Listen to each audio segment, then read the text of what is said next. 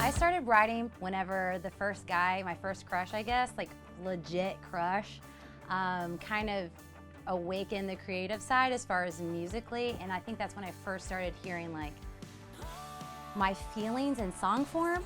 My first time to sing, okay, so other than like in the shower at home, yeah, where no one can hear me, my 8th grade graduation was my very first solo. It was the first time anyone actually heard me sing, even my family.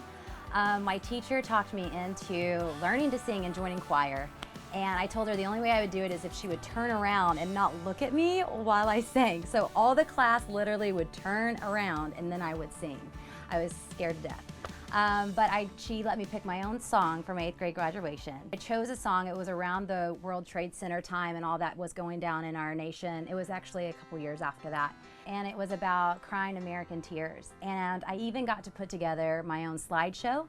And I just put in everything that our nation was going through at the time. And I got up there and I just sang about always crying American tears and just what that meant and just honoring our military and honoring the families that lost loved ones.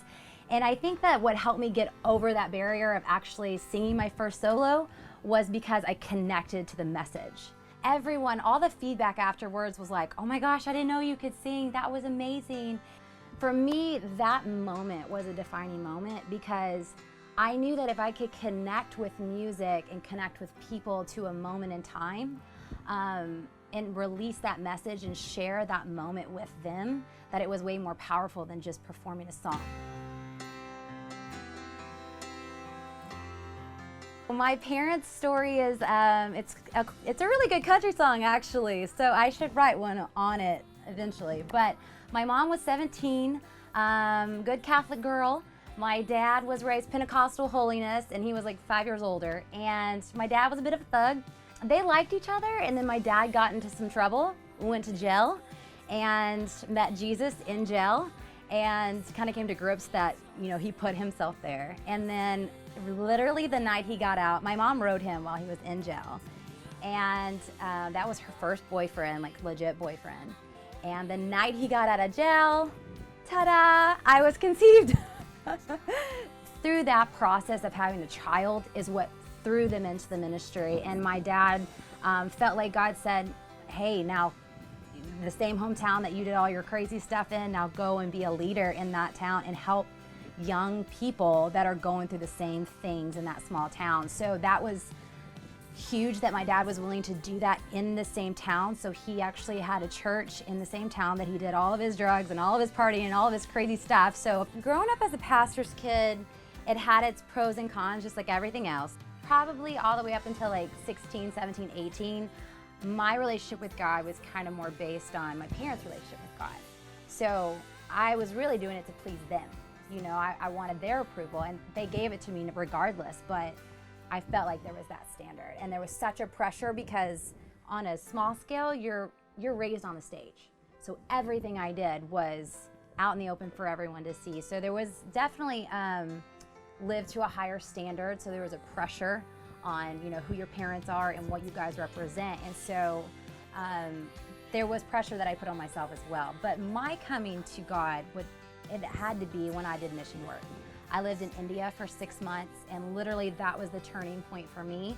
I remember one day I was helping all these orphans and I was just kind of like at that moment, like an epiphany, like what am I doing with my life? Because I still felt so empty even though I was giving of myself in every way and being the perfect child or perfect girl. And that wasn't bringing happiness either. And so in that I realized, oh, it's because I don't have my own connection with God in a deeper way. So that's when I really started just like diving into like, who is God and what is God, and realizing that he's just love and joy and goodness and peace. And I realized I was lacking those fundamental things that was who he was. Year after year after year, and all the people that helped me and those leaders in the church as well and that helped teach me how to sing and train me, I just fell in love with the whole experience that people had even in a church service. Because music is just magic, no matter what genre it is. It can take you down so many different roads, it tells so many different stories, and it has this power to connect people to moments in their life or to a God or to love just in general. and it awakens you. It can bring healing in your life. And so I fell in love with that. I didn't so much just fall in love with performing in front of people. I fell in love with connecting with people through song and through that music.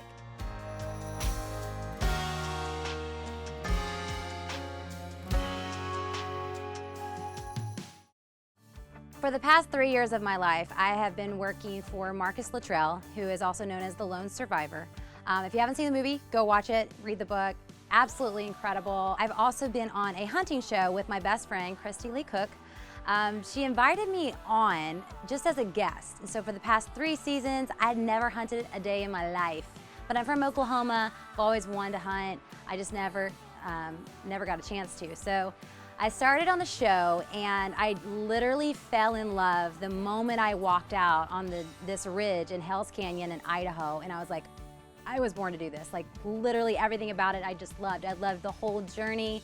I loved all the people I've met through this journey, everything I've learned. I don't have all the lingo down yet, but they like to use that for the show and then make fun of me, but it's whatever. The hunts have taught me so much about myself and just physical endurance and what I can do, and literally just got me excited about adventure in a way that I'd never experienced before.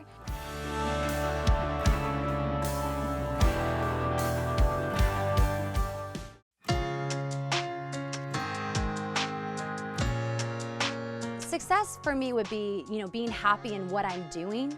I would definitely love to tour domestic, internationally as well, because I have such a passion for all different places. I've literally traveled everywhere doing mission work, and so back to the church sense, when I would sing in these places that there wasn't a lot going on, and to see people's their face just light up with joy or engagement, and all of a sudden in a moment you can take people out of whatever they're dealing with in their current situation and bring them into your moment, and then you're having fun together, and then you're experiencing life together, or love, or whatever the song may be about.